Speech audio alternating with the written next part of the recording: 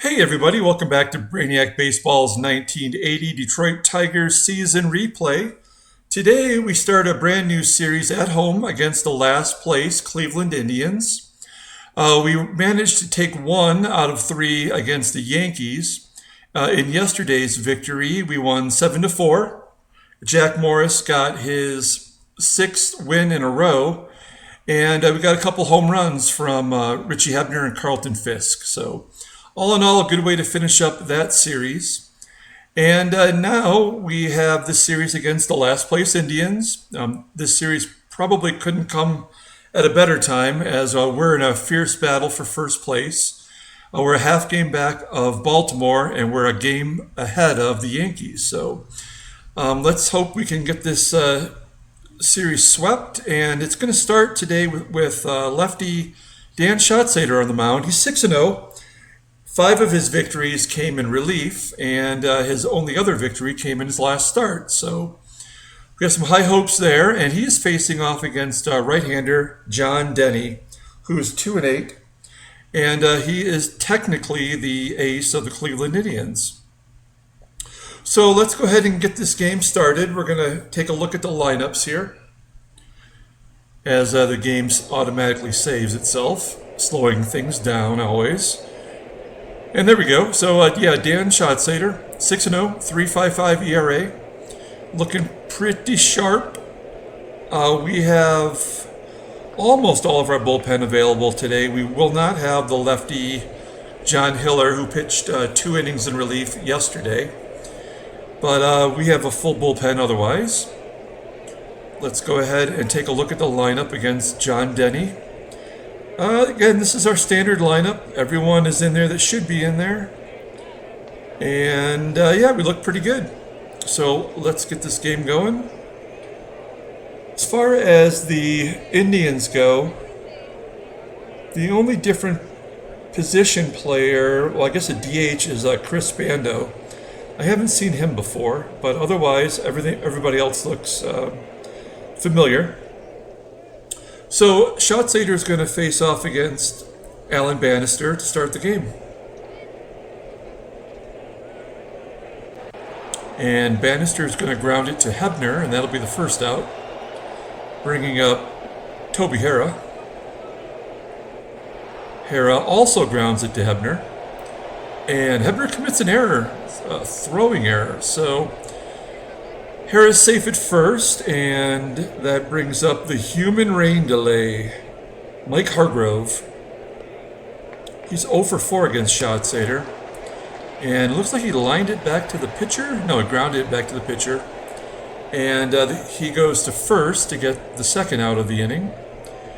Hara advances to second, and I guess Andre Thornton, who passes as the only slugger on the team, 86 power, so I guess that qualifies. Better than average. He takes a walk, and it's going to bring up the lefty Ron Hassey. 2 down for Hassey, and he flips it out to Steve Kemp in left field, and that'll be the third out. So John Denny, there he is in a Phillies uniform. He is a righty, and we have our lefty, Sweet Lou, leading off. And Lou's going to pop it up in foul ground on the first base side, and that'll be the first out. So 1 down for Tram. Tram's going to walk. So we're going to have Tram steal second base, at least attempt to steal.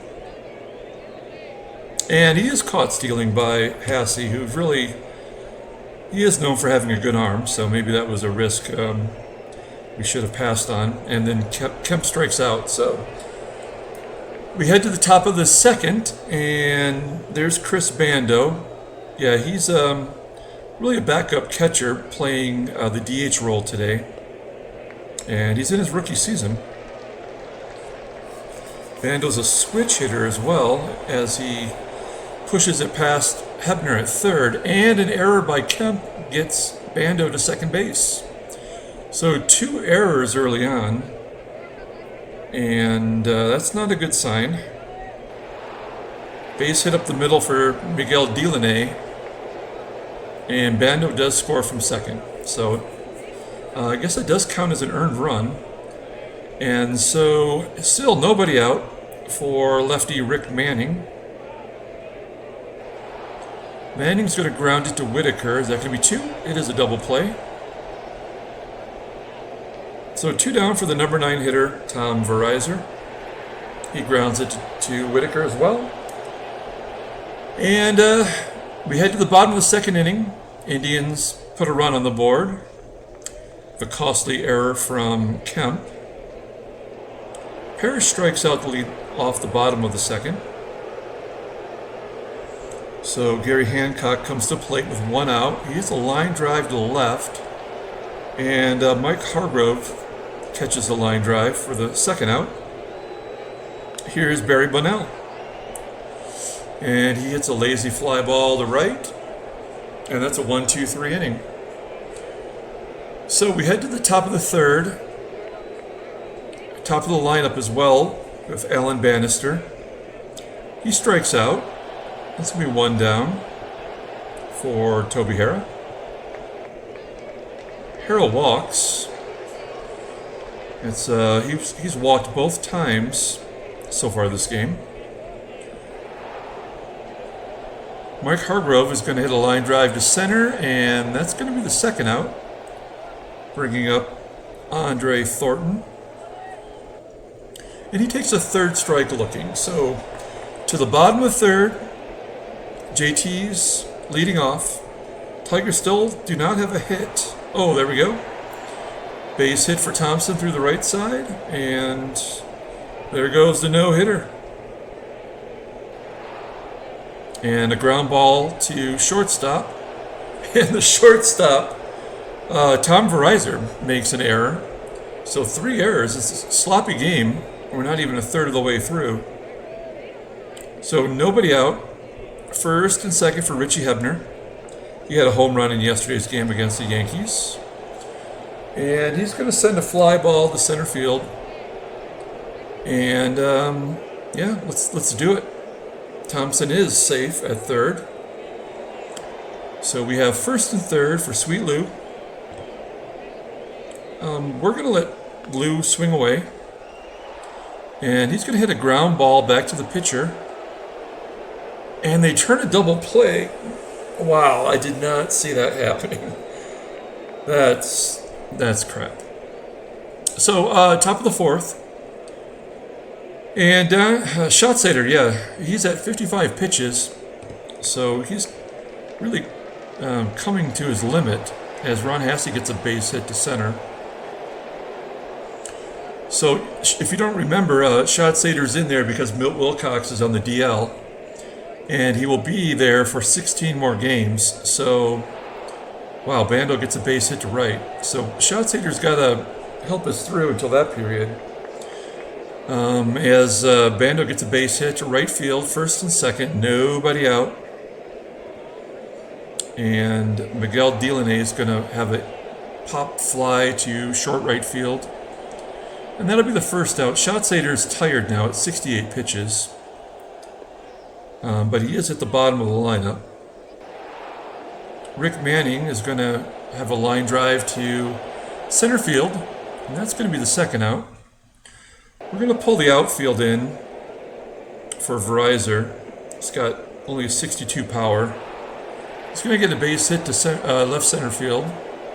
And pulling the outfield in does keep Hassey from scoring. That and his lumbering speed rating. And now, I'm compelled to take out Schatzeder. So 75 pitches, couldn't even get through 4. And we're going to bring in newly acquired Tom Hume to face Alan Bannister. Bases loaded, 2 outs. Oh, and Bannister rips it to the wall. It's off the wall. 3-run score. He clears the bases. All of those go against Dan Schatzeder. And Hume gives up the big hit. So we're down 4-0 against the last place Indians. And there's a base hit to center for Toby Harrell. Bannister's going to score, and it's 5-0. I have to admit, the Indians have given us a lot of trouble this year. It doesn't make any sense, but against us, they are the 61 Yankees. So we get out of the inning as Hargrove grounds back to Hume. And we have Trammell leading off the bottom of the fourth. Still only one hit. Trammell's going to line out to center. And that's going to bring up Steve Kemp with 1 out. Kemp grounds it to short. And right now that double play back to the pitcher by Whitaker is looming large as a missed opportunity. Parrish is going to line out to right. 1-2-3 inning for John Denny, who doesn't look like a 2-8 pitcher right now. So Tom Hume is going to face Andre Thornton. Thornton gets a base hit to right. And here's Ron Hasse. Nobody out. Runner at first. And Hasse's going to pull a double down the right field line. And another error, this time by Gary Hancock. Hasse advances to second, and Andre Thornton scores from first. So this game is not meant to be. I can already see that. Chris Bando is going to ground out to first, and that's going to be 1 out. We have to pull the infield in against Miguel Delaney. And he's going to hit a line drive to right. Hasse does score. And that's 7-0. And the Indians are brutalizing us. Manning grounds out to first, and that's the 3rd out. So, down by 7, 1 hit on the board, and John Denny is in total control. Hancock grounds out to second. And there's a base hit for Barry Bonnell. So that's our 2nd hit of the game. We still have more errors than hits. That'll tell you all you need to know about this game. Hey, there's a hit into the gap for JT. May as well send him home. Why not? The ball's in the stands, apparently. And Bonnell does score. And Thompson gets his team-leading 13th double. So we're on the board, down by 6. Game's not over yet. Fisk walks. And here's Richie Hebner, who's tied with the team lead with 9 home runs.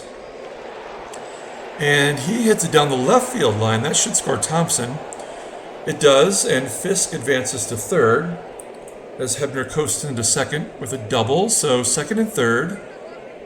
And we have a little rally going.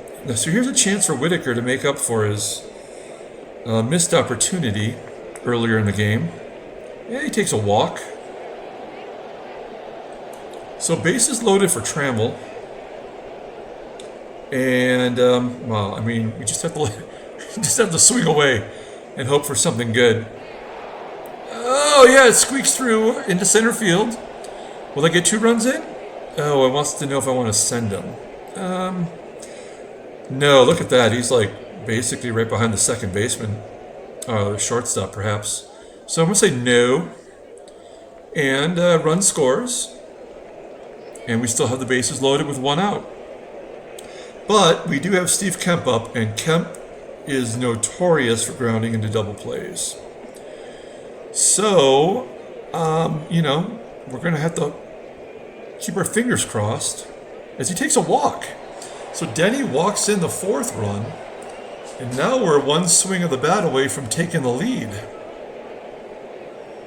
And here's just the man to do it. The cleanup hitter, Lance Parrish. They don't call him the big wheel for nothing. Here we go. Oh, a base hit to center field. And we're definitely sending the Trammell home. Yes, he is safe, and we're within 1 run. So we're doing a little moguling of our own here. And a 6-run fifth. And we're not done yet. We still have Gary Hancock up. He's batting .333 versus righties. Let's see if he's got a hit in him. Yes, he does. Base hit through the left side. Kemp, everyone moves up one bag. And we have bases loaded again for our number 6 hitter, Barry Bonnell. So I kind of almost want to ask for a sac fly, but you know what? We just got to let him swing away. This is an inning where we have all the advantage. Oh no, there's a ground ball to second. And a double play gets out of it. Oh man, so we fall a run short of tying it up. But now I have to reconsider my managing strategy. I guess we're going to... Humes hasn't pitched particularly well this game, so let's take him out. We're going to bring in Weaver. We haven't used him too much lately. Mostly because he's wearing the same glasses I used to wear in middle school. And I would never let me pitch. So, Verizon grounds out to first, and that's going to be the first out. Bringing up Alan Bannister. Bannister is going to bloop one in. Oh, I thought that was going to fall in, but the left fielder, Kemp's got it. And that's going to be the second out. And here's Toby Harrell. And he's going to ground it to Thompson at first. And a 1-2-3 inning. So we turn around and set him down after putting 6 on the board. And here's Thompson, who's 2 for 2 against Denny this game. Getting his average up to 245. Excuse me. Thompson grounds to first. That's going to be the first out. So 1 down for Pudge. Pudge walks. That's 5 walks against 2 Ks for Denny, who's had 106 pitches now. So we're going to hit and run with Hebner. We're going to get Fisk in motion here. And Hebner grounds it to second. Fisk does advance. And once again, Whitaker has a chance to be the hero. Oh, wild pitch. Almost sticks Whitaker right in the ear hole. So Fisk advances to third. And Whitaker is going to ground it to first for the third out. So to the top of the 7th, we're going to take out Weaver, who did his job. And we're going to bring in Pat Underwood. And maybe he can face these next 3 batters. So, whoa, Hargrove is 2 for 2 against Underwood. And Hargrove is going to ground it to Whitaker. That's going to be the first out. And although Thornton is a righty, he's only batting .189 versus lefties. So I'm not overly concerned. Oh, now I'm overly concerned as he deposits the ball into the left field stands. And that's going to be a home run for Thornton, his 6th on the year. So bad call on my part. Hassey's going to pop it up on the infield for the second out. And since Bando's a switch hitter, we're just going to pitch to him here. And he's going to fly out to center. So the Indians get a run back, and they're up by 2 here in the bottom of the 7th. Denny is still in there, despite giving up 7 hits and 5 walks and a wild pitch. He does still hold the lead. Trammell's going to have a lazy fly ball to right, and that'll be the first out. Bringing up Steve Kemp. Kemp's going to get a base hit to left. Denny is officially tired now at 120 pitches. And we're going to let Parrish swing away. Nope, he's going to keep the bat on his shoulder, take a walk. 6 walks. So they do finally bring in a relief pitcher. They're bringing in Tom Waddell. Waddell's 21 years old. This is his 13th game, and he's just been beat to death on the pitcher's mound. 11 ERA. Wow. 14 home runs in 16 innings pitched. I like those odds. Here's Gary Hancock, who knows what it feels like to hit a home run against him. He's got a home run from earlier in the season. So let's let Hancock swing away. Hancock's going to hit it hard on a line, but it's going to be caught by the center fielder. And Kemp advances to third. So first and third for Barry Bonnell. This is his first at bat against Waddell. And he's going to hit it to left field, and that'll be the third out. So we could not take advantage of an 11 ERA pitcher. So we're going to take out Underwood, and we're going to bring in Tobic. So Miguel Delaney, who's 0 for 2 with 2 Ks against Tobic, he's going to lead off the inning. Hits it back to Tobic, and that'll be the first out.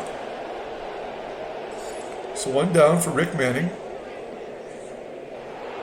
Manning hits it to center. That's going to be the second out. Bringing up number 9 hitter Tom Verizor. And Verizor's also going to fly up to center. It's a 1-2-3 inning for Tobic. And here's JT. JT's got a home run against Waddell. Sidearmer walks Thompson. And I think we're going to have to bring in a pinch runner to stay out of the double play. So a good game for Thompson. We're going to bring in Tommy Brookins, who is a 94 speed. He's the fastest guy on the team. And so we're going to hit and run with Fisk and Brookins. And Fisk is going to hit to the second baseman, and Brookins does advance to second. So Brookins' run means nothing unless we can put some hits together. Nope, Hebner's going to line it to short, and I thought he was going to get doubled off. So 2 down, and Whitaker keeps coming up with runners in scoring position, and he finally comes through with a base hit. Brookins scores easily, and we're within 1 run, so we definitely have to try to get Whitaker into scoring position by stealing second. They do pitch out, and he is caught stealing. How can you pitch out with a sidewinder like that? I should have known that was going to happen. That does seem to be the norm in obvious stolen base situations. Oh man, so Bannister's going to lead it off with an infield hit. And now Bannister will probably steal. Yep, and he's caught stealing. So we'll take that as Parrish throws out the speedy Bannister. That's going to be 1 down. Harris going to hit it back to Tobic, and that's going to be the second out. And, man, I really want Tobic to get out Hargrove. I don't want to have to go to another reliever. Oh, man. So Hargrove gets a base hit to the left side, and that's going to bring up Thornton. So this will be Tobic's last hitter. And Thornton's going to ground it to Whitaker. And we're done through the top of the 9th. So this is it. This is our last opportunity. So Trammell's going to lead off. And he's going to hit it right back to Waddell. So that's going to be the first out. 1 down for Steve Kemp. Kemp is going to ground it to second. That's 2 outs. It's all going to be up to Parrish. And if there's any time to hit home run, this is the time. And that's going to be a double into the gap. All right, we'll take a double. And they're going to bring in Mike Stanton, who's their new closer. I was going to mention this in the pregame, but Victor Cruz was the closer for the Indians up until recently, and they sent Victor Cruz down, and Stanton, who is a rookie, slid into the closer's position. So we're going to take Parrish out. Oh, man. He's the only catcher we have. Okay, well, we got to leave him in there. I don't have anybody else to play catcher. Oh, and Hancock strikes out anyway. And we lose the opening game of the series 8-7. And that's, sometimes I'd rather just get blown out and lose than come back and score 6 runs and lose by 1. So that's not the way you want to start the series. Let's take a look at transaction. There is a trade today as the Phillies trade Nino Espinosa to Minnesota in return for Warren Brustar. And Minnesota's been making a lot of trades. I think they're trying to get a playoff team together. So actually, let's take a look real quick. So this is going to be... Oh, so Brustar goes back to Philadelphia. He started there, went to Minnesota, and now he's back on the Phillies roster. And the Twins are going to try on Nino Espinosa for size in the bullpen. Let's pull up the box score and we'll wrap it up. As always, I appreciate everyone following along. Like and subscribe if you're going to continue to follow this series. It's the easiest way to know when the next game is going to be coming up. And who is going to be the Tigers player of the game? Wow, it's definitely not going to be a pitcher. Is it going to be Thompson? 2 for 3 and a walk? So yeah, I'm going to give it to Thompson. Oh, nope, I guess we have to give it to Parrish. 2 for 4, 2 RBIs and a walk. So Parrish will be the player of the game. And that's it. Until next time, everyone have a great night.